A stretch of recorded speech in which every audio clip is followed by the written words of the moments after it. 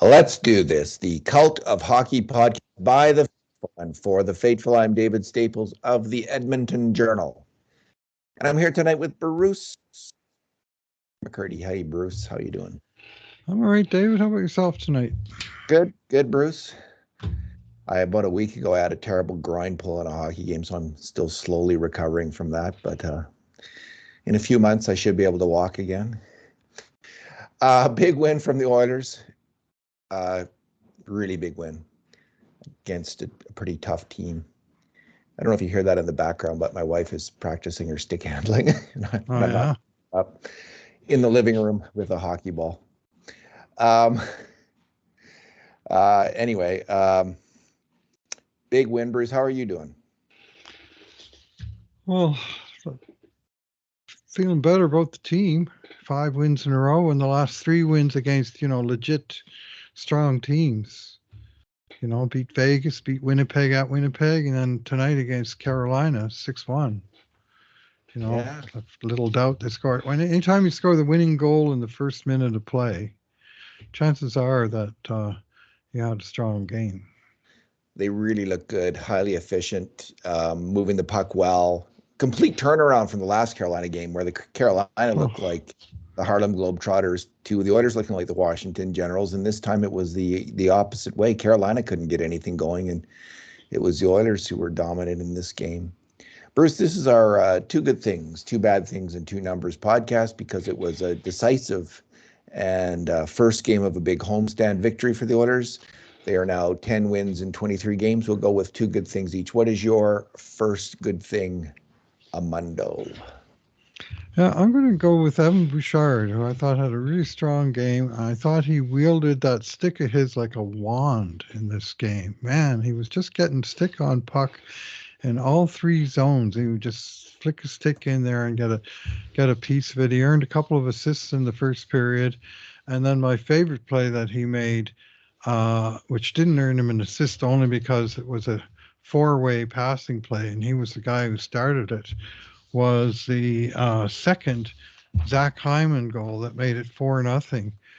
And Carolina was skedaddling through the neutral zone. It looked like they had numbers and speed and the puck, except for Evan Bouchard reached in one hand on a stick and was able to not only check the puck away from Carolina, but he was actually able to pull it back towards the Carolina goal. And lo and behold, there's three Oilers there and only two Canes that are back because they committed to the rush, and the three Oilers proceeded to make a glorious passing play. McDavid to Nugent Hopkins to Hyman for the finish. But again, I thought that play very easily could have been an odd man rush the other way, but for the play by Bouchard, and I thought really he was strong all game. I like the use of his stick in his own zone as well. He tipped one dangerous shot into the netting, and there was even one sequence where he lost his stick, and I just thought he played smartly. He didn't take a penalty. He just held his position and kept the play to the outside and just kind of kept his head. And I thought that's the main thing that he did all game. Really was he played a very very smart game tonight, and he wound up with what's his official stat line here? 2 assists and +1 only, which not quite sure how he must have made a line change on the one goal because he made the play in the neutral zone. Maybe he went off on that fourth goal, and indeed he did.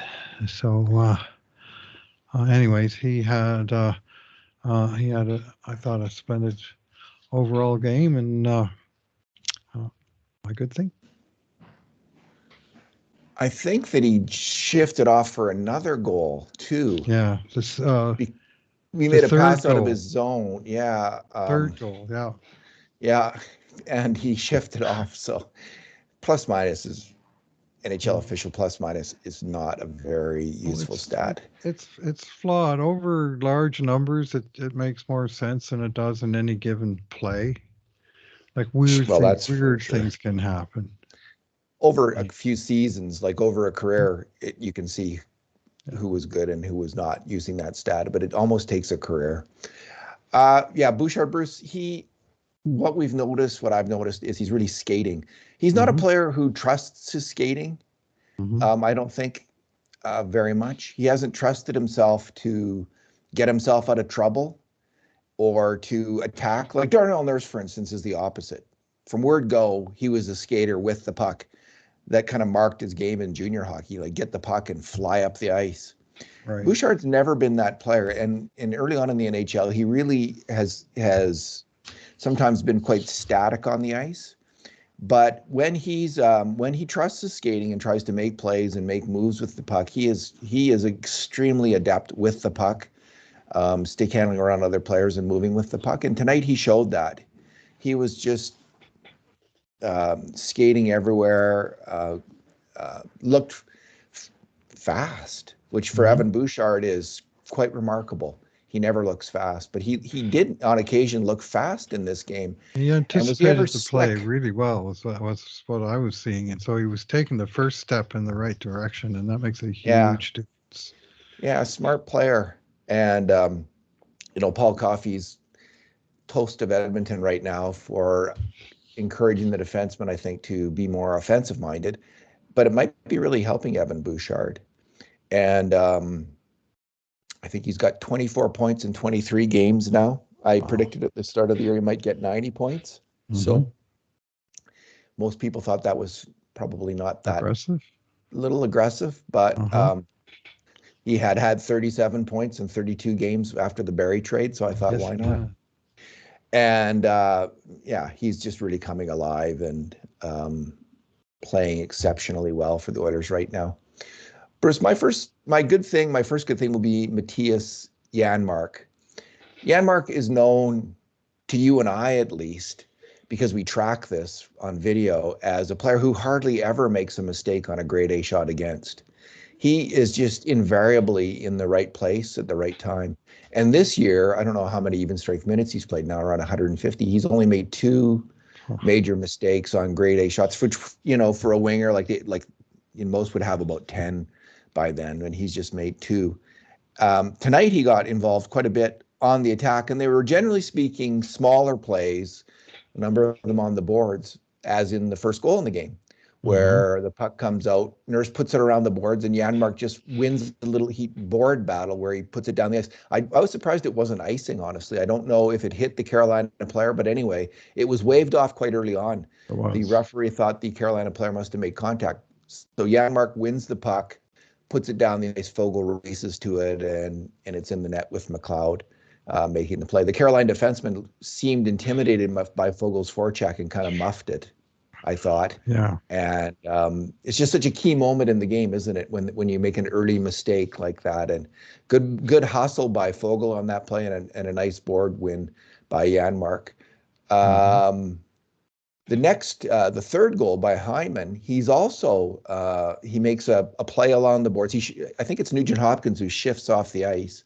Janmark comes out, and the puck comes around him on the boards, and he just puts it back to Hyman in the corner. Then Hyman attacks the net, and Janmark makes a fantastic play. He gets on the right side of the Carolina defender, between the Carolina defender and his own net, and he Mm-hmm. blocks that Yeah. defender from Hyman's attack at the net. And it was a critical play to the goal being scored. His intelligence on that play. A few minutes later, he goes to the net on a outside shot by Fogel, and he tips the puck on net very nicely. Early in the second period, another board battle in his own zone, and another dangerous rush up the ice, which ends up with Cody Ceci getting a good shot on net. Finally, 3 minutes into the second period, um, he blocks a shot, and Warren Fogel then goes in off that block shot, makes a very nice move early on to gain space in the neutral zone, charges in and just jams it past the goal. Fogel, I think, got tired of being stopped, so he just thought he was going to ram it through the goalie, and it worked quite well.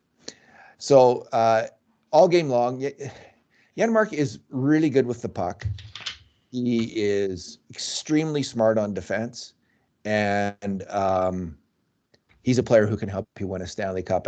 I know a number of fans don't believe that. I'm not exactly sure why, Bruce, But with him on your third or fourth line, you just have such a dependable player who's useful in so many situations, smart player, with now and then some offensive thrust. 3 assists tonight. A great game from Mathias Janmark. Yeah, well, we had him with 6 contributions to grade A shots in this game, and 4 of them by our code were won battles. Yeah. And most of them along the boards. The one was that great shot block off the one-timer. He was really well positioned to block that, and then Fogle took it the distance in a rather surprising turn of events and actually scored on a breakaway, which is a first in my memory. But things were going right for the Oilers tonight. There was another play Janmark made on the penalty kill where he took the puck up the ice and he wound up going, as Jack Michaels described it, 1-on-5. And he took the puck into the zone and into the corner, and and he didn't overstay his welcome, but he wilded quite a few seconds off the puck by not panicking and just firing the puck down the ice, but by saying, "Oh, I've got some open ice, I'm going to use it."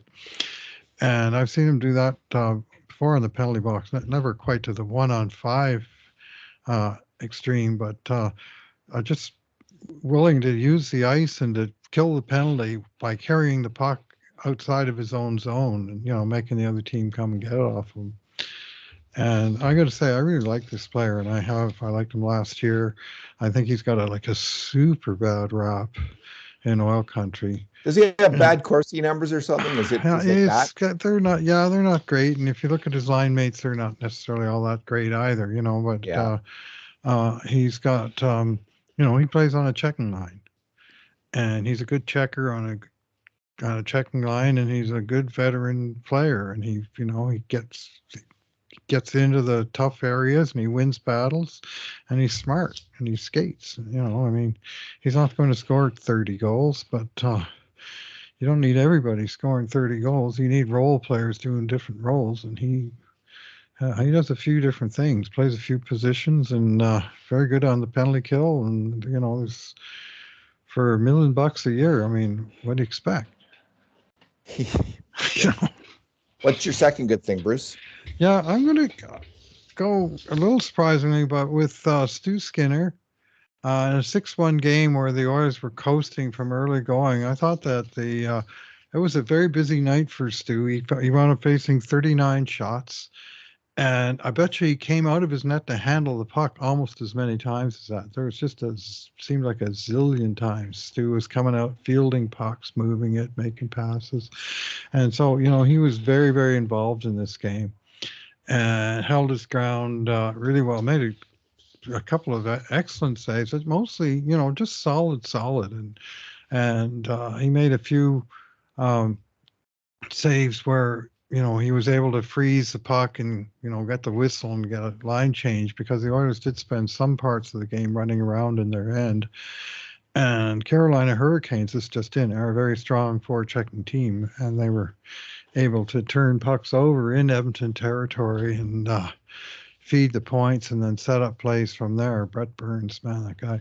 Anyway, I thought Skinner was rock solid throughout the game. No real chance on the one goal that beat him that we'll talk about in a minute. But he got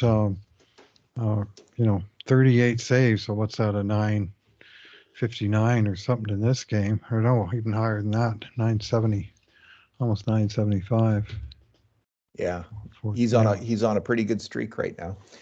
Yeah, all I'll say about Stuart Skinner is Darnell Nurse owes him a beer. The team, 8 goals against in the last 5 games, 4 to Vegas and 4 in the other 4 games combined. And guess what? They won all 5 games. He's playing like they need him to play. He was a big part of saving last season after another kind of iffy start, and he came up so big last year. And it looks like they're going to be counting on him to do the same thing. Well, they are counting on him to do the same thing again this year, and it looks like he might be up to it. He's not a spectacular goalie, but he can be a safe and sound goalie, a steady goalie, and with like a 910 to 915 save percentage. And that's all this team really needs. They don't need Grant Fuhr. necessarily to win. But they do need a steady goalie, and he was that tonight. 974 night. Chris, my second good thing was Zach Hyman. He was spectacular in this game tonight. He got a hat trick. He's now tied for 6th in NHL goal scoring with 15 goals, tied with Kyle Connor and Sidney Crosby. So Hyman has been just a fantastic free agent signing for the Edmonton Oilers. They got him at, what is it, $5.5 million a year for 7 years. And he's in the 3rd year of that, correct? Yep. And he's just been brilliant for the Edmonton Oilers as a two-way player. He's had some tough spells last year in the playoffs, included when he's been injured. Yeah. But when that guy's healthy, his puck protection is utterly astonishing, the way he can control the puck. And, we saw that on the first goal. He wins it in the corner, and he just powers his way to the net. It's just amazing how he's able to do that again and again. Now, he had some help, as we said, from the Janmark pick. Yeah. But still, a fantastic play by Zach Hyman. The next goal, about 9 minutes later, it's just a brilliant neutral zone play by Bouchard to poke the puck back. McDavid over to Nuge, and Nuge makes such a beautiful pass. Hyman one times into that. That is a goal that the players on the ice do. They will just, I can imagine they just feel like fantastic, because it's such a beautiful goal, and everyone involved in it in that moment knows that it's a perfect play where you're rushing in there and scoring like that. And if I'm not mistaken, Bruce, I think this game, the Oilers, since Knobloch took over, the Oilers, I think, have had 10 rush goals at even strength, and they've given up 12. But tonight it was 3-2-1. So they're now even. Is that correct? That sounds about right. 13. So finally that monkey's off their back in the Knobloch era, at least, where they're scoring as much on the rush as they're giving up on the rush. And it started out actually kind of rough, even in the Knobloch era. They've been coming on in recent games. So Hyman, just a beautiful finish on that goal. Next up, where do we got here? McDavid, what is it? What was that one? McDavid shot. McDavid takes a shot. Can't remember this play. It's early in the second period, and it's a 5-alarmer. McDavid takes a side shot. And a really hard shot, and it got stuck in the goalie's pad. And Hyman tried to stuff it in, and it just barely somehow missed the post.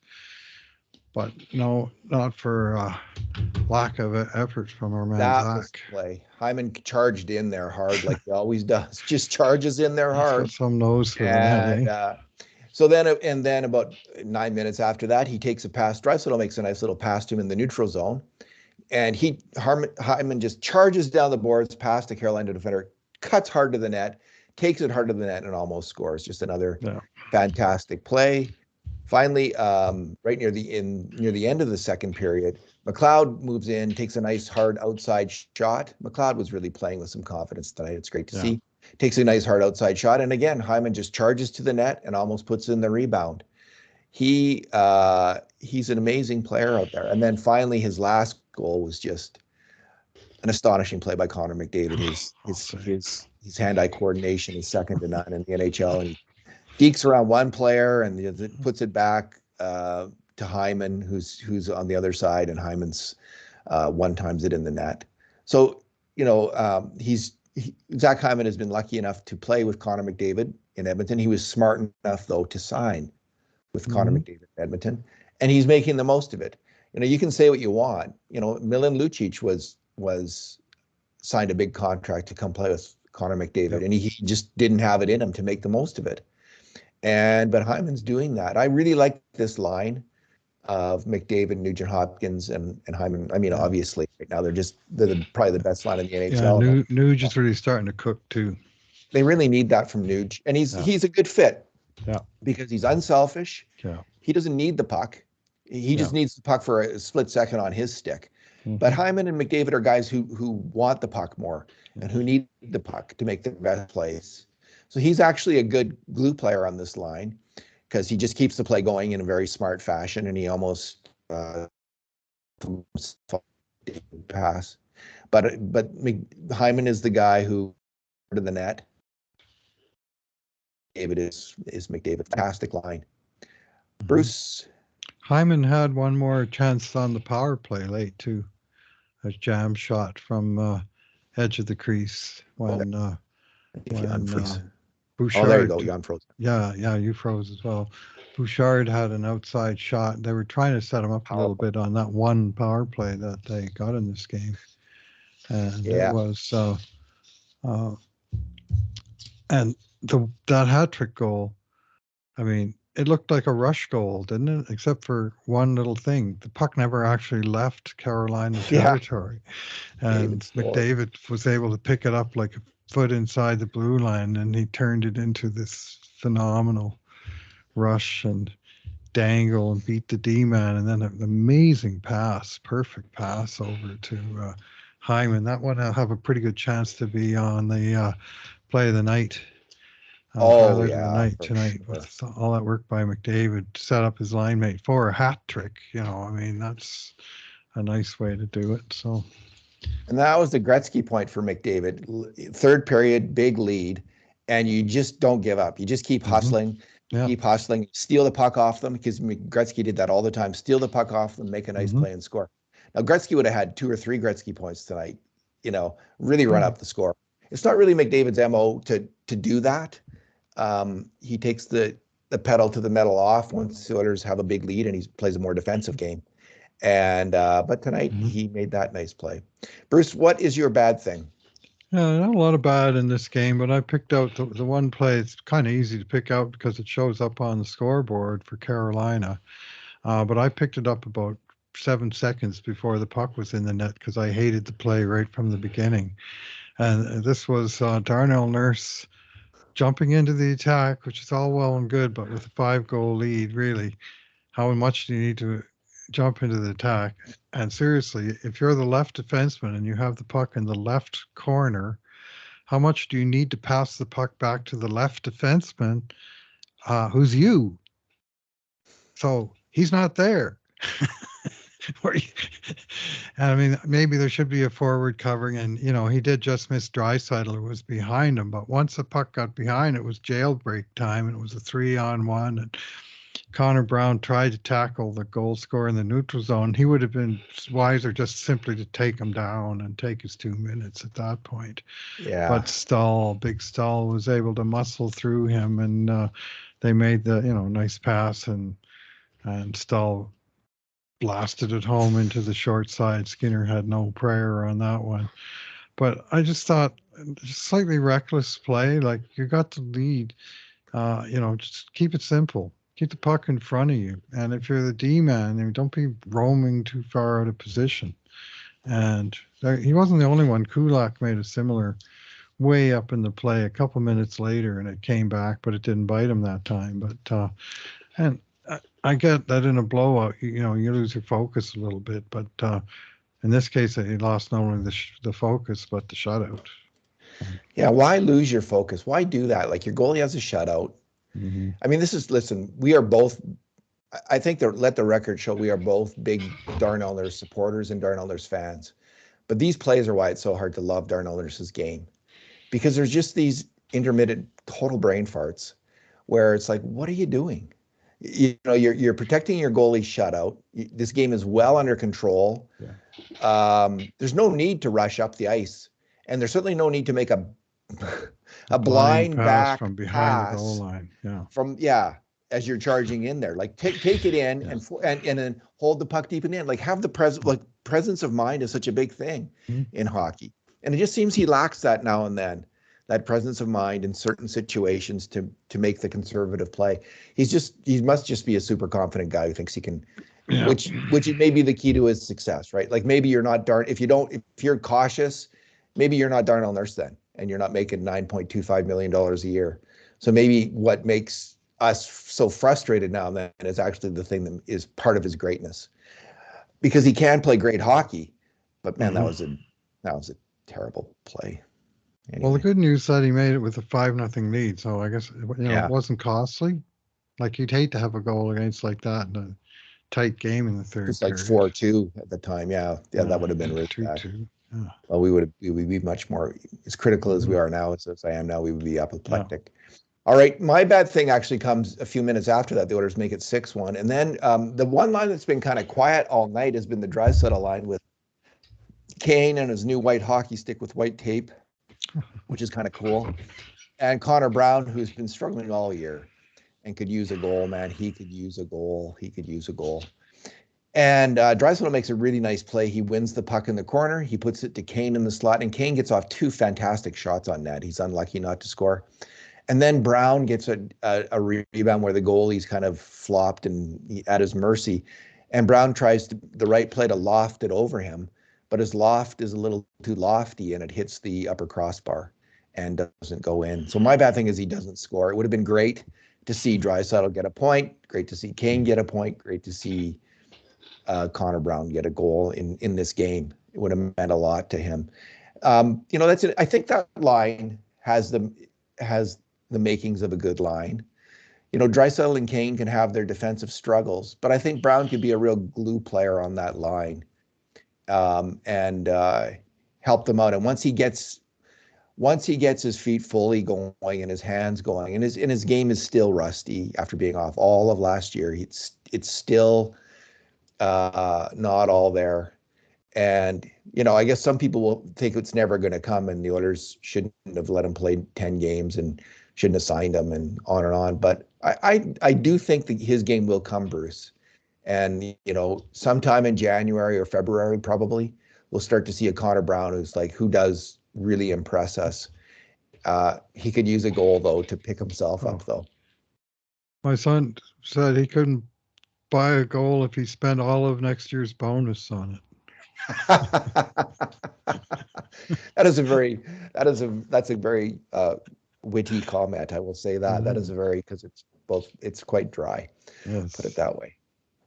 Yeah. It's both a So, compliment, yeah. it's both an Yeah. expression of It's frustration kind and of a little a bit of a blended shot. So, comment for yeah, sure. there you go. There you go. Tell Kevin that's a very good. I thought that was quite Mm. brilliant. Yeah. Uh, Yeah. That line tonight, Drysdale, Brown, and Kane, they all went -1. yeah, yeah, they weren't great. They 6-1 weren't game. great. It's the truth. That's Like hard to Drysdale do. didn't have his So, best game. Leon sometimes doesn't, right? but it But wasn't the goal against wasn't really the forwards' fault, and they were unlucky not to score a couple times. And yeah, that's sometimes just the way it works out. That yeah, it they just weren't isn't bad. going in for you. Yeah, they weren't So, great, but they weren't bad. Brown's Okay, pretty good PKer too. Brown is. He's part of this new PK. Hmm And the other thing they have now, Bruce, they have a third line. They're finally keeping McLeod and Fogle together with either Janmark or Ryan.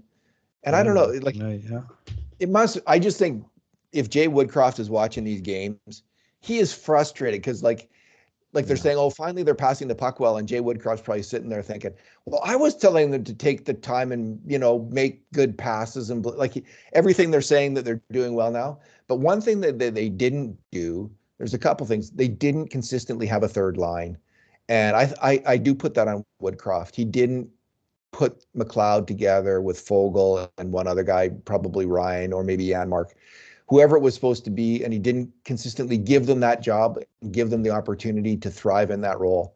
And the other thing is, which has now been pointed out a number of times by a number of observers, is the PK unit was quite a rat, like shifting around, shifting forwards around, and they've tried to settle that down a bit. So yeah. It's Anyway, they got 3 regular pairings and um, well, 2 regular pairings on D when it's not an actual D man who's in the box. As Desharnais was on one of the penalties tonight, so Bouchard took some Bouchard was shifts out there, that yeah. time. But I thought, Desharnais, I thought he had a really strong game tonight. Yeah, so did I. I Really, thought he really had solid. one of his better games. And yeah, I can see why Desharnais in the lineup. Bruce, your numero. Yeah, I'll have to go with 41 seconds, David. 2 goals in 41 seconds to start the game. Second fastest in the NHL this year, and that may stand up for quite a while. And second fastest in the history of the Edmonton Oilers. Uh, the first year that they scored 400 goals, they celebrated that feat in uh, Los Angeles in the old Forum late in the season by scoring 2 goals in the first 24 seconds.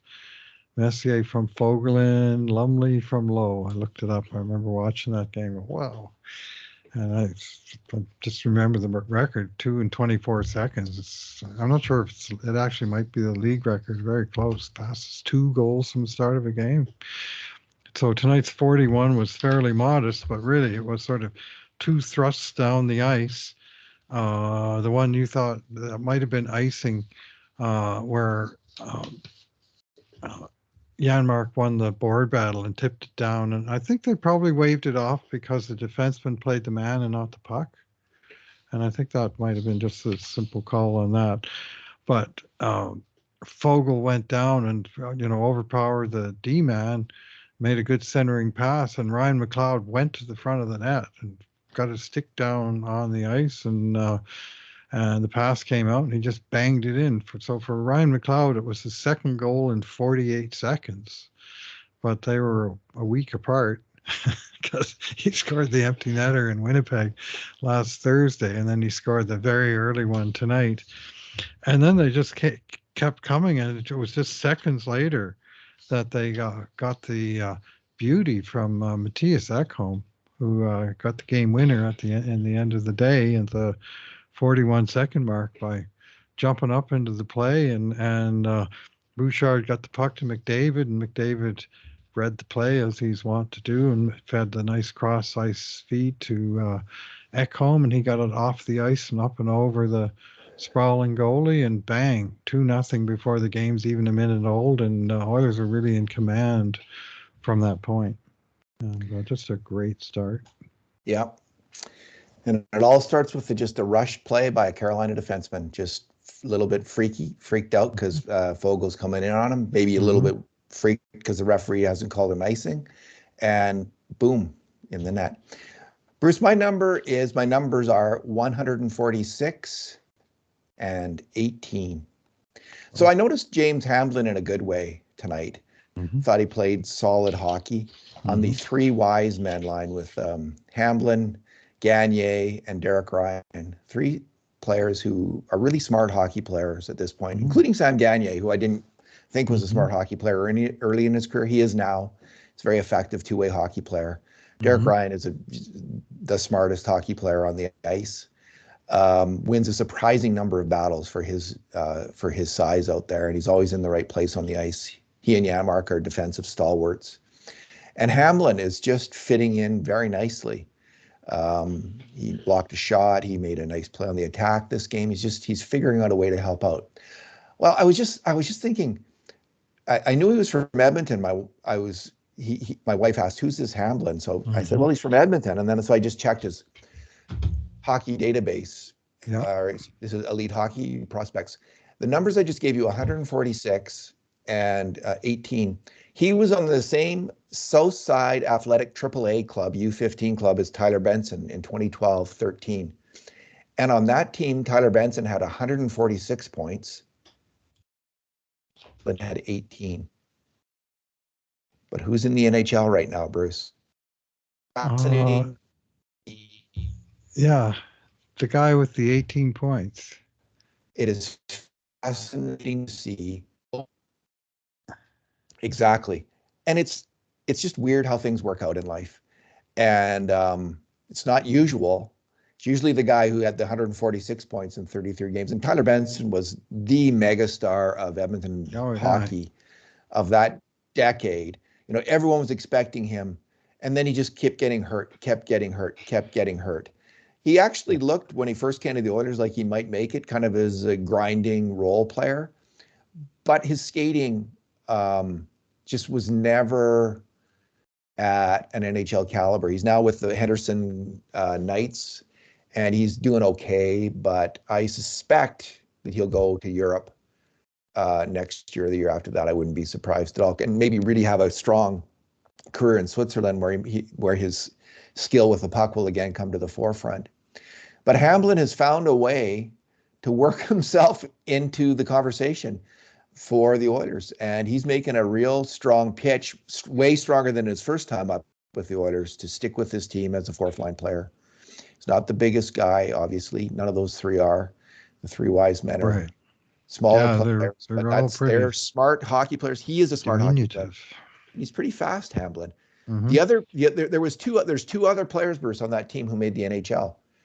Stuart Skinner and Matt Berlin. Yeah, well, Skinner and I mean, Hamblin was a year younger. Yeah, so he was, and that's when you're talking about a U14 team, that's a massive deal. That is. And in his second year, he played 31 games, scored 32 goals, 30 assists, so 2 points a game, and he was a strong player for them. But they those three all played together in the NHL last year when Benson was up, and they were and Hamblin came up at a different time, but in the training camp they all played together in a couple games, and he's just there's lots to like about James Hamblin's game, and he's sneaky dangerous in the offensive zone, but he's just very X's and O's players. He's in the right place, and he digs in, and he digs in, and yeah, he very nearly cashed one tonight on a rebound where he came out and tried to stuff the backhand in, and the Harney missed the net. Goalie made a really good save on it, and anyways, he's an easy player to like, that's for sure. And now he's got 2 goals and assists, 3 points in 13 games, but playing fourth line with no sort of push at all. He's only maybe playing 9 minutes a night, and +2. Which again, that's not the be all and end all, but the first thing it tells you is that he's not getting caved. Yeah, right? It's not, just if you're holding your own out there on the fourth line, because the fourth line generally doesn't win the matchup battles, and it's often they're on the short end of it. Of when the other team gets their top guys out there against your fourth line, you're doing well just to hang on. And I've liked his game, and he's sticking around. He's played 13 games now in a row, and he seems to be part of the mix on the team, and good for him. Yeah, very inspired signings by the Oilers. They signed him after his overage season in junior to an AHL contract, and then in his second AHL season they signed him again, upgraded that contract to an NHL contract, and now here he is.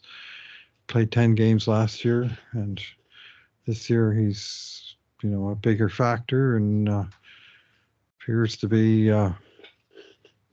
he might have a career, who knows, but he certainly had more of a career than anybody would have guessed when nobody drafted him 3 years in a row. Indeed. And initially he might have been kind of a Woodcroft's Will Acton. Remember when Dallas Eakins came to town, he brought Will Acton with him, kind of a center that he liked, a grinding center from the AHL, who was not at all room, he called him. Not at all capable of playing in the NHL. Anyway, that didn't work out. But you could say, well, Hamblin was Woodcroft's Acton, right? Because Woodcroft liked him in the AHL, but he came up, Hamblin, and he did okay, but not great. And because this summer, I didn't hear anyone, including us, saying, well, Hamblin's in the running for fourth line center. Nobody was saying that. And yet here he is. And it's not Woodcroft who's following through on this. It's a new coach. It's Knobloch who's decided he likes him too. And you can see why. He's just around the puck, around the play. He's getting his nose involved, winning battles, covering himself in his own zone, which is absolutely critical for a fourth line center to be strong defensively. And he's doing that. Bruce, tonight's conundrum. We shall delve into the Philip Broberg matter. I had a feeling he might be the conundrum of the night. What a screw up. This whole thing is. Um, you know, I really think a lot of the player, and I think if he is moved, and it's sounding like he didn't practice today with the team. Um, I just have this feeling that this is one that could haunt the Oilers because when they came to end of some other high draft picks like Nail Yakupov, Yesapula Yarvi, Cutter Yamamoto, going back Sam Gagner, they knew when those players left that they had reached their ceiling with the Oilers and they weren't going to get any better with the Oilers. Maybe they could go somewhere else and show something there. But you could be certain with the Oilers, these players had been given every chance, every opportunity, and they weren't getting better with the Oilers. That was a certainty. We do not know that at all with Philip Broberg. No, we sure don't. And he has shown last year in a spurt with Evan Bouchard. He played really strong hockey for about 6 weeks with Bouchard. The weird thing, there's been a couple weird things with his career. The Oilers are in this win now mode. That's the major thing working against him. So instead of him working his way into the lineup like Oscar Klefbom was allowed to do, they signed Brett Kulak because they need to have a playoff player, a lefty, with a very similar skill set to Broberg. Then they signed Mathias Ekholm, a player with a different skill set, but a far superior player than either Kulak or Broberg at this point. Right. And so there's two guys signed in the win now mode, and that blocks Broberg. Then he's also blocked because no one ever gets hurt. And this is a good thing that nobody gets hurt, but it's really unexpected. In a year and a quarter, hardly anyone on the Oilers' defense has been injured. If there had been an injury, he would have got to play. But it also has to be said that Vincent Desharnais beat him out, but beat him out for a very specific reason. The Oilers don't have that really big Bobby Clobber defenseman who can level people on the PK. They were desperate for that particular player. And Vinny Desharnais really scratched that itch. So he's a very different player than Broberg. So you can see why the Oilers would pick him. He's on the right side, Broberg's on the left side. It's really Kulak actually, who is the player who, if they wanted to give Broberg a real shot, they would have traded Kulak this summer, used the cap space, and they could still do that. But I just think it just seems like it's too late to do what I think is the obvious move, because I don't think Broberg is that worse a player, honestly, than Brett Kulak. I like Brett Kulak a lot, but I just think Broberg could step in and play the game that Brett Kulak is playing right now quite easily, and that's within the realm of how he could play right now. But he doesn't look like he's going to get that chance, and because the Oilers are in win now mode and they don't want to go with the rookie, they feel safer with the veteran player. And now Broberg's agent is trying to get him out of town, and that's clear. Yeah. The agent doesn't look particularly good in all of this. On the other hand, you're never quite sure who the agent might have been talking to on the Oilers side of things. Ken Holland says he did not give any such permission. Well, maybe the agent didn't talk to Ken Holland, but talked to Jeff Jackson. I mean, we don't know this. I hope they wouldn't be screwing up that would be such a colossal screw up between Holland and Jackson. Yeah. If they're screwing up like that, that is amateur hour. Yeah. I'm just saying, there's just no way of knowing what's going on in there. Yeah. And it's it's not clear the chain of command when you've got an assistant coach who he's a special advisor to the owner, and you kind of wonder about the structure of the organization, to be honest. Anyway, I will take the straight and narrow and say this is Ken Holland's man, and these are Ken Holland's decisions, which in this order since he came to Edmonton were draft Philip Broberg with the first pick that he had, and what remains the highest pick that he's had in the 5 years that he's been drafting here, and so clearly a major investment in the young Swedish blue liner. And then he first gave Darnell Nurse a bridge contract, and then he locked him up for 8 years.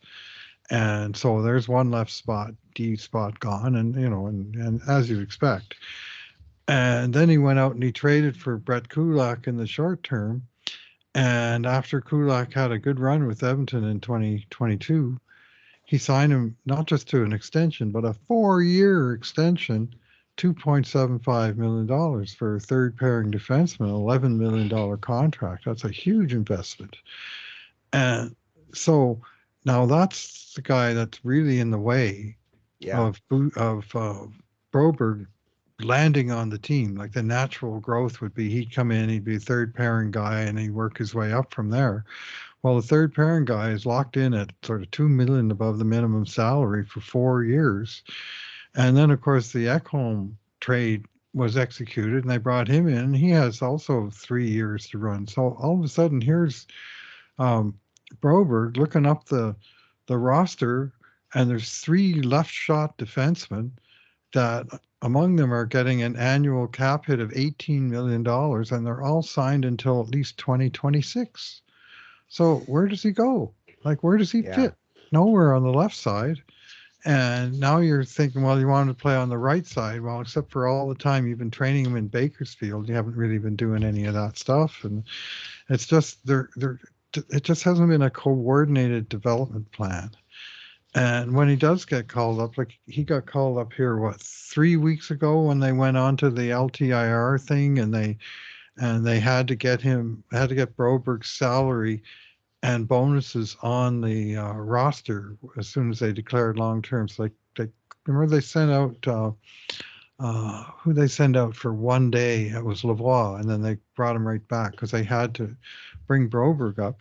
Well, Broberg, he's played 2 games. He played on November 20th, 10 minutes.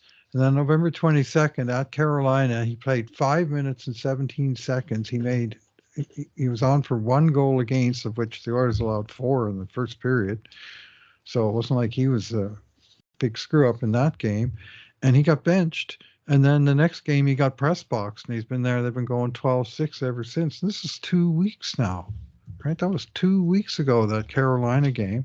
They haven't returned him to Bakersfield. I mean, it should be simple. Either you're playing here, or you're the odd man out in the press box for a game or two. And if it's any longer than that, back down to Bakersfield you go, no waivers required, and you get out there and you play 25 minutes for, a few games. And that hasn't happened. So what's the plan? I had a big rant about this on Low Tide's radio show today, and I wrote a post about it for Cult of Hockey in August saying, where's he going to land? Because he's got this huge 3-story brick wall of left shot defensemen in his way. The plan should be to trade Kulak and use that cap space elsewhere and use Broberg there. I think that would be proper cap management, proper development of the team. Mm-hmm. But they just don't want to do that because Kulak is a veteran who's playing solid hockey. Like, he's been playing strong 2-way hockey. So I get their thinking, and Kulak has been good in the playoffs. Yeah, so it's made things differently, but that also gives him trade value. Like, you have a player with some trade value here. Mm-hmm. Move them for what you need. But anyway, Bruce, so there's a new development, and I don't know how this is highly speculative. We are not insiders in any way. We're just hockey fans. But something really kind of interesting happened today in Columbus. So there's been a lot of talk recently about maybe moving Jack Campbell for Elvis Merzlikins. And they're both similar ages, similar amount of money, contracts. Not doing well, similar contracts, similar term. Merzlikins $5.4 million a year, Campbell $5 million a year, both needing a change of scenery, not doing well, although Merzlikins is having a bit better year than Campbell this year. Anyway, so then there's this thing with Broberg, and the word we get from I think it was Bob Stauffer who said this, that if they were to move Broberg, or maybe it was someone else, I can't recall. Anyway, the idea would be to get a player with a similar cap hit, who is also kind of like a first-round draft pick kind of player who hasn't panned out, a similar kind of player to Broberg. So suddenly today, Columbus puts 2 players on their injured reserve, Elvis Merzlikins and Cole Sillinger. Cole Sillinger is a first-round draft pick, 12th overall in 2021, who had a big first year in the NHL, and since then has scored 4 goals in 81 NHL games, clearly struggling. He's also the son of Mike Sillinger, who was in player personnel with the Oilers for a long time. So these two guys, the same day Broberg is held off the ice, he doesn't practice with the team. These two players are suddenly, and Merzlikin's injury, well, he's sick, apparently. He's got an illness that will keep him out a week. And Sillinger is just, again, it's just day to day. It all seems a little bit highly suspect, the fact that they're keeping them out. Now, maybe I'm just reading in too much to this, but it really hit me over the head. What did you think of it, Bruce? Well, I saw that name. Adam Boquist was on there too, and now apparently he has a legitimate injury that's several weeks. Yeah, he's out for a while. And so, because his name was also popped up as possibly in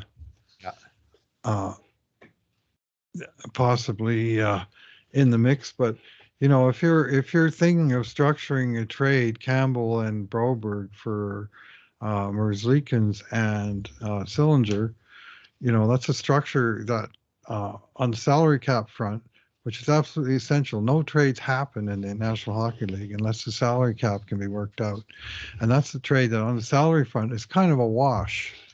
Right, I think Sillinger, he's in the last year of his ELC, as is Broberg. Sillinger's younger because they put him right in the NHL at 18, this being Columbus, and he had a hot start, and then things went sideways for him, as you pointed out, and that's kind of the sort of player that you might expect to get in return.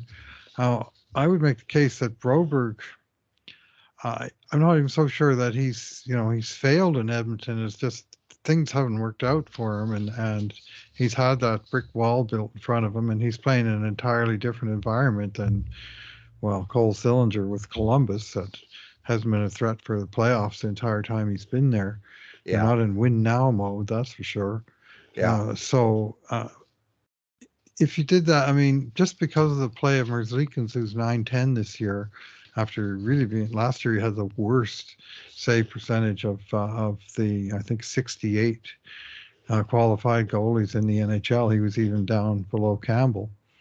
But he's had a better start this year. So Edmonton would probably have to sweeten the pot, but I don't think it would be like 2 or 3 first-round picks like some of the Campbell trade scenarios. And they just can't do that. The Oilers have already... their prospect pool is very shallow, and their future draft pick pool is not that deep, and it's very likely they're going to be trading the first round pick to at the deadline this year to improve their team. Well, that's better than trading it just to get a contract off the books. So it's at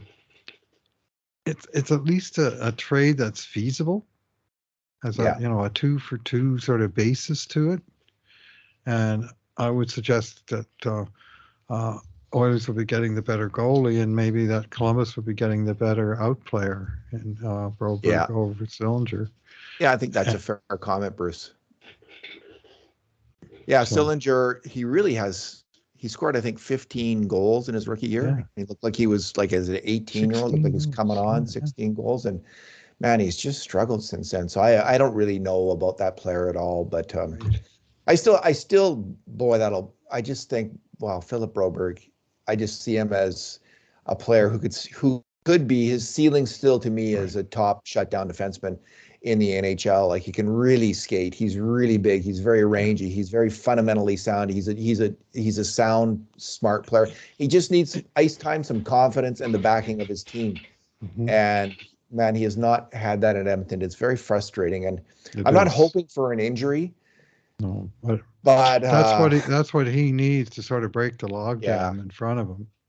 Is for a job to open up where, the best that he's played for Edmonton in the time he's been here was last year in the third quarter of the season. The Oilers were going with the 7-man D unit, but at the halfway point they called up Vincent DeHarnay, and suddenly they had 4 right D and 3 left D. And so they were playing 7 most games, but Broberg was the 3rd lefty. He was playing behind Nurse and Kulak. And they had 4 guys rotating over on the right side. Well, Broberg mostly played with Bouchard in the third quarter on the third pairing, and they both crushed it. Like, they were big plus players in that time. And Bouchard on third pairing was really having a good time of it. But they looked good together. And then at the deadline, they traded Tyson Barrie a right shot, for Mathias Ekholm a left shot, and all of a sudden now they got 7D, but there's 4 lefties, and the 3 in front of them are all studs that are playing big minutes. And there's just, like, so he was getting dribs and drabs, on the third pairing, sometimes right, sometimes left, sometimes on the bench, and his strong play in the third quarter kind of petered out. And he was the one guy, I think, who got most impacted in a negative way by the Ekholm addition. And clearly it helped the team. It really helped Bouchard. But Broberg lost the numbers game on the left side right there. And then this year, the big plan was to put him on right defense with Ekholm, or maybe put Ekholm on right defense, but pair those two guys up. And then Ekholm got hurt, reportedly in the captain's skates, and missed all the training camp. And he still said, even today, he said he's not fully recovered, that he's just learned to play with it and he's getting better, but he's not 100% even yet. And that big opportunity that they had planned for Broberg, like they sent Mark Stewart over to Sweden in the summer, and they showed him a bunch of film of him on the right side and talking about him playing with Ekholm, and it just never happened. And he just, that chance that he was supposed to get, that they had planned for him, just petered away due to circumstances. Yeah. And of course, the team started off in a bad way, and already they're in a not win now mode, but we better win now mode, or we're in huge trouble. So CC came back strong on the right side, and yes. Desharnais frankly outplayed Broberg on the right side, and he just it's a different niche. He's a different player, yeah. Again, the niche for Broberg is Kulak's spot. They're very similar players in a lot of ways. But anyway, and I don't want to. I've been too Brett Kulak has been really strong in the last 2 playoff seasons, and he's been strong this regular season. He has definitely outplayed Broberg this year in the regular season. So it's not like I blame them for their decision and their inclination to go with Kulak. That makes sense, but you have to, in the bigger picture, it doesn't. But it's not an easy trade, David. I mean, if you're a GM from a rival team and you're looking at the Oilers and they're saying, well, we have our third pairing that's kind of been giving up more goals than we like. Well, we have a third pairing left defenseman that's got 2 3/4 years left on a deal that pays him $2 3/4 million, and he's got 2 points and he's like -8, and what team is going to pay for that? What's the trade value? You're right. You're trading the contract, not the player is fine, but the contract is not fine, and it's going to be hard to trade. Play in the top 4 unless there's a team desperate for a defenseman who can play, and there generally speaking is that kind of team who really needs a defenseman. So I think he's good value at the money he brings. It is a problem that he has not excelled in the top 4. Because he's almost making top 4 money, like he probably is. In the modern NHL, he is making top 4 money because you can't have bottom pairing defensemen making that amount of money, really. It's very difficult when you need to pay your stars the bigger contracts. You got to have a lot of guys who are making around $1 million a year, and those are usually a couple third pairing defensemen. So, and going forward in the Oilers, I don't know how they can afford Kulak. So. Anyway, but because if he'd have signed a 2-year deal and he was on an expiring deal now, it'd be way easier to trade, and there would be a way more sort of obvious place where Broberg is going to land eventually. Yeah. Whereas now, you look at those guys, and they all got 2 more years left after this one. So he played anyway, so well in the playoffs that year that he looked like he might move into the top 4. So they thought, well, we'll give him near top 4 money. That kind of makes sense because he looks like he's going to make that move. And then last year, for the first half of the year, he was not good. And then he got stronger and stronger and stronger and played really well in the playoffs again. So, and good for him. Broberg was on the ice for practice today. He wasn't listed on some, but they said he wasn't going to play, but he did practice as the extra today. And I would think that if there's not an imminent trade, that they should send him down to Bakersfield now. He should be on the red-eye flight tonight to Bakersfield and going back there and playing games, because sitting in the press box, it's nice to watch wins from high above, but it's when the team's winning, he's not apt to get out there. So get him playing. Yeah. I see Rashad. That's not a conundrum. Yeah. Broberg was on the ice. That's my mistake. I misread that. Yeah, well, All right, couple of Bruce. reports today, they listed the extra forward, but not the extra D-man Oh, because it okay. was so clear he wasn't going to play. I had that lodged in my head. Yeah. All right, Bruce. We'll see what happens there. Let's leave it there. Thanks for talking tonight. Thanks for listening, everyone. And in the meantime, and in between times, this has been another edition of the Cult of Hockey podcast.